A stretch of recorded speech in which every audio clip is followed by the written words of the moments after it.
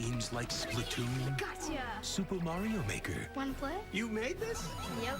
and Super Smash Bros. For Wii U, there's only one thing you'll be dreaming about this holiday. Play Nintendo. Play Wii U. Games rated E to E10+.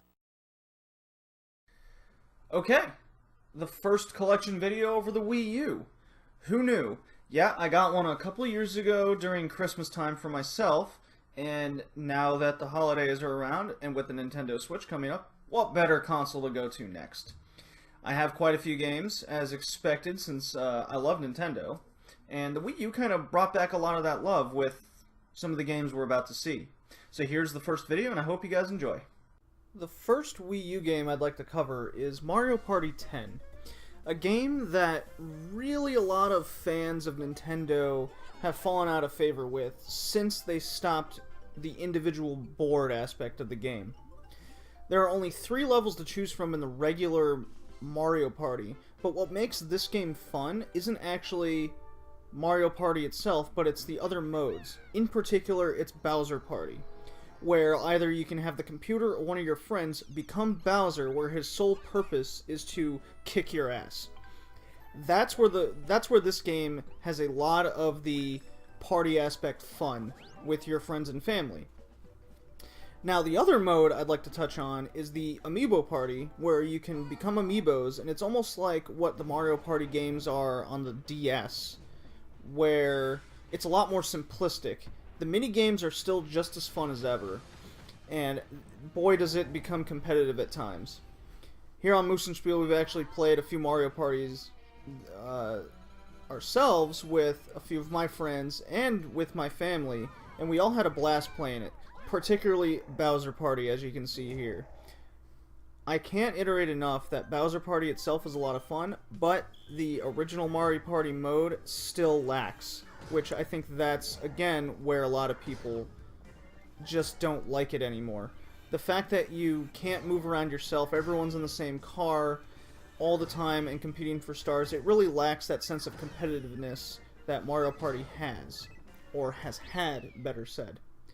But nonetheless, this new Bowser Party mode and the Amiibo mode is a lot of fun. I do recommend it for Wii U owners.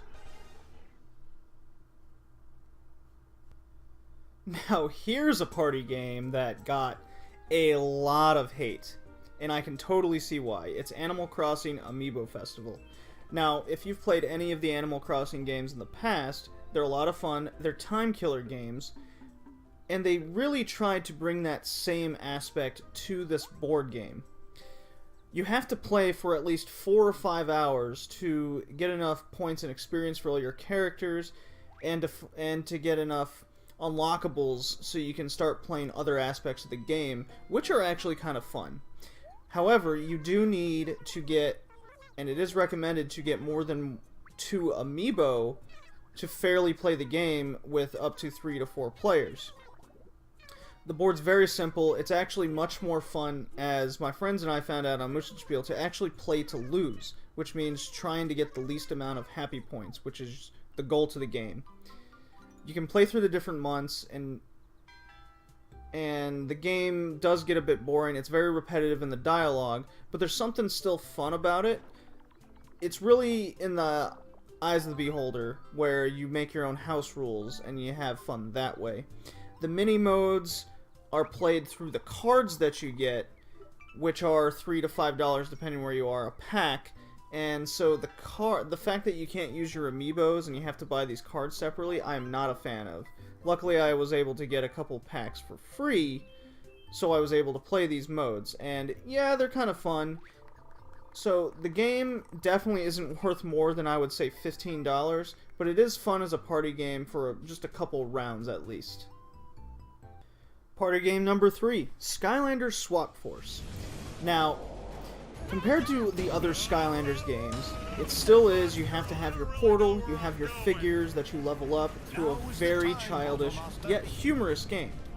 What they do different in Swap Force is the figures now kind of split in half, at least some of them do, and you can kind of combine their powers and abilities, which is really cool. Now, if you're not a fan of the collectible aspect, or a 4-year-old, so to say, you're probably not going to like this game. Now on Moosen Spiel we played Skylanders Giants on the PS3 as sort of a drinking game, and that was a lot of fun. So much like Animal Crossing Amiibo Festival, when you make your own house rules, the game gets that much fun. Other than that, it's so childish that unless you are looking for a game just to kind of chill, relax, and have a nice little afternoon with, like myself sometimes, or even just collecting the figures and really interacting with a game, this might not be for you, but who knows. Skylanders itself hasn't really seen much difference in the sequels, and this is probably going to be the last Skylanders game I'll ever get. But Swap Force maintains something fresh about the game, just enough, but the difficulty is just so easy. Even on the hardest difficulty level, the game is still a piece of cake. That's where the game kind of loses me, but nonetheless, it's a chill kind of experience. And yeah, it's Skylanders, why not? Now here's a game that's a must-have for the Wii U, and it's Super Mario Maker. Now, on the initial part where I've seen this game, I thought I wasn't going to like it. I thought it was a Little Big Planet kind of knockoff where you're just making your own levels, and once the community's gone, the interest in the game is going to disappear. There's a lot of auto sort of levels, which are okay and creative. The amount of creativity in the game is fantastic. There's the 100 Mario Challenge, which is ridiculous fun. Having fun with friends making levels and you trying to beat them. Most of it ends up becoming a giant troll type of experience. And yet, the game still has so much fun, even though the difficulty can be so high. For some reason, Mario Maker is a big hit. I can see why. I mean, just from some experiences here, over and over again, you get that Mario satisfaction that you always look for in a Mario game after beating a level. It goes through the original Mario, Mario 3, and then the HD kind of remake from Mario on the Wii. Mario Maker is a must-have for any fan of Nintendo. You just can't ever seem to get enough to it. And boy, when you put drinking rules involved, Mario Maker is your own worst enemy, let me tell you. Yep, you see it right. I got 2 Star Fox games in the same month. And I got Star Fox Zero. But this game has gotten quite a bit of negative critique, so to say. And I'm not really seeing why. There's so many innovative ideas to this. Yes, it takes there's a big learning curve in the way the game handles the control schemes, but I do really like the way they use the gamepad as a cockpit-esque camera.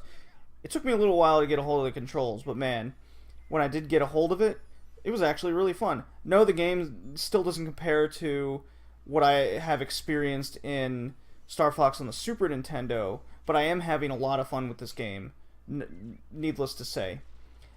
Visually, the game looks fantastic, as expected of an HD modern game that we see today. And it even has a better story than I've seen in the other games, such as Star Fox 64 and Star Fox on the Super Nintendo. But when it comes to the gameplay, it's almost too similar to Star Fox 64. But without a Star Fox game like this coming out in recent memory, I mean, honestly, it's been like 20 years since we got a good one. This one's a breath of fresh air. I don't know where all the hate's coming from. I mean, it's a Star Fox game that people have wanted a long time. I've even joined the Star Fox bandwagon on the games, and maybe it's because I didn't grow up with the Star Fox games, and I'm just getting into them now. But I'm pleasantly surprised with this, and I'm very happy I got it. If you have a Wii U, I feel like even you gotta add it to your collection. I'm not a fan of this text and all the cutscenes that start off the game. The loading really isn't all that great, but luckily the visuals are there, the gameplay's there. The controls took me a little while to get used to, but I did get used to them. You can tone down toned down the controls a bit. So yeah, get Star Fox Zero. It's fun. So yeah, those were some party games that I own for the Wii U that, whether it be house rules or not, there's always potential in games, whether they're good or bad. Mario Party 10, along with Animal Crossing, have had their ups and downs, but in my experience in playing with friends and family, yeah, they do have their place.